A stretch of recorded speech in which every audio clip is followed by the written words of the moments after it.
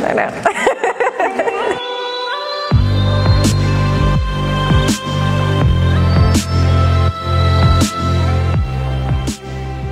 La COP, c'est une grande réunion de tous les pays du monde qui se réunissent autour de l'ONU pour discuter de comment on peut sauver la planète.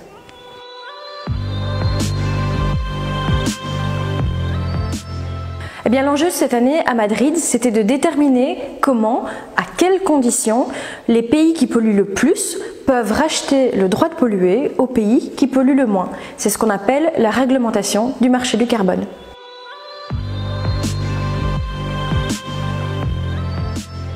Alors, vous avez probablement entendu dans les médias que la COP à Madrid cette année a été un échec parce qu'elle n'a pas abouti à un accord.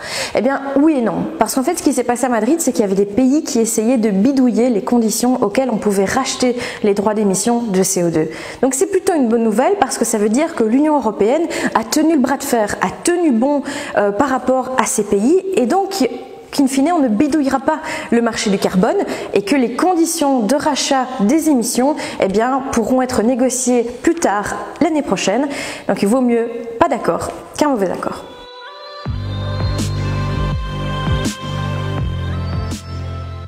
Après avoir passé une semaine à la COP, je peux vraiment comprendre les critiques qui disent que c'est une usine à gaz, que c'est la grand-messe de l'environnement et de l'écologie, etc.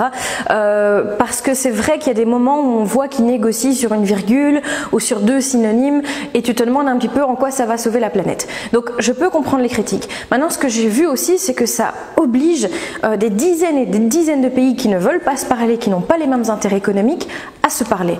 Et donc la COP, oui, c'est normal de la critiquer, oui, on peut l'améliorer, mais c'est surtout la meilleure chose qu'on a pour sauver la planète.